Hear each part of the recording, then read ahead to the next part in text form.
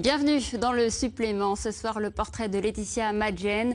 Ce nom ne vous dit sûrement rien pour le moment, mais cette Montpelliéraine sera peut-être sacrée championne du monde de full contact et de kickboxing dans quelques semaines. En tout cas, elle s'entraîne très dur pour ça, dans le plus grand anonymat et en essayant de concilier son entraînement avec sa vie professionnelle, une vie faite de sacrifices. En voici un aperçu avec Sébastien Banus et Franck de Tranchant. Commencer sa journée avec des compléments alimentaires et un jus de citron chaud, on est loin de la douceur d'un réveil parfait. Mais l'avantage quand on prépare un championnat du monde de boxe, c'est qu'on n'a pas vraiment le temps de cogiter. Dans quelques jours, Laetitia doit atteindre son poids optimum, alors le confort même au lever, ça fait longtemps qu'elle a abdiqué. Bon, et là, t'as combien à perdre? 3 kilos pour être large. Et pas avec le même régime que la dernière fois? Si. Avec le J'attaque même, le même. le même Ouais. là, celui qui était si pénible? Ouais, mais il a été efficace. Ah oui, quand même. c'est sûr qu'il a été efficace, mais ça a été dur, hein? Comme il me garde toute ma masse musculaire, je préfère prendre ça. C'est sûr. Pour réussir son pari, Laetitia doit se préparer comme une pro, mais avec les moyens d'une amatrice. C'est-à-dire aucun ou si peu. J'ai un flambeur, 2 puristes, 2 spons sans maillot. Pour faire bouillir la marmite, elle est responsable des livraisons dans une enseigne de restauration rapide à Montpellier. Un boulot exigeant qu'elle peut poursuivre grâce au soutien de ses collègues et à un petit coup de pouce pendant sa préparation. Et là, pour les championnats du monde, du coup, je me suis arrangée avec mon patron pour pouvoir commencer à 10h et finir un peu plus tôt. Et donc, c'est vrai que c'est super gentil à lui. Je le remercie encore d'ailleurs parce que c'est pas tout le monde qui le ferait. Là, c'est moi qui livre.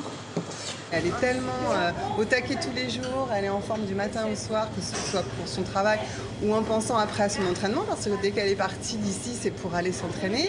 Elle va se lever le matin plus tôt pour aller courir. Vraiment, elle est méritante et on lui souhaite de gagner. Il est 15h30, Laetitia est bien arrivée dans sa voiture, mais elle ne part pas tout de suite parce que ça fait presque 9 heures qu'elle a débuté sa journée marathon.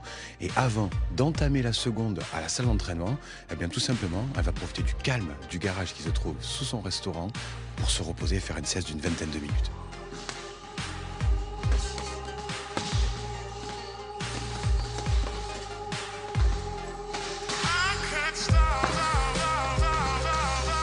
La première journée est bouclée, les choses sérieuses peuvent commencer. Laetitia est une spécialiste du full contact, mais dans un mois, c'est en kickboxing qu'elle va tenter d'être sacrée. Les coups dans les jambes y sont autorisés, alors pour se préparer, il faut enchaîner de véritables séances de torture pour les tibias.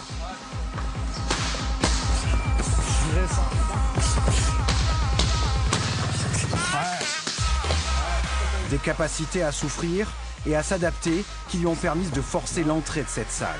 Quand elle est arrivée chez Michel Garcia, l'ex-champion de full contact n'était pas vraiment chaud pour s'occuper d'une femme, mais face à l'abnégation de la boxeuse, le bourreau de travail a dû baisser la garde.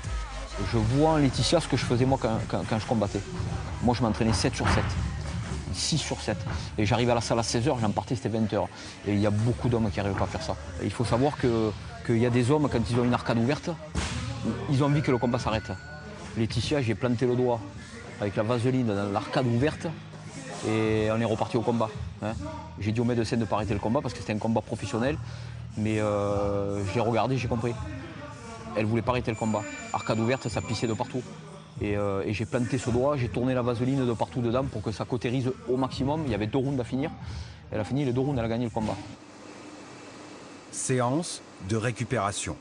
Quand elle ferme les yeux, Laetitia retrace sûrement le chemin qu'elle a parcouru jusqu'ici.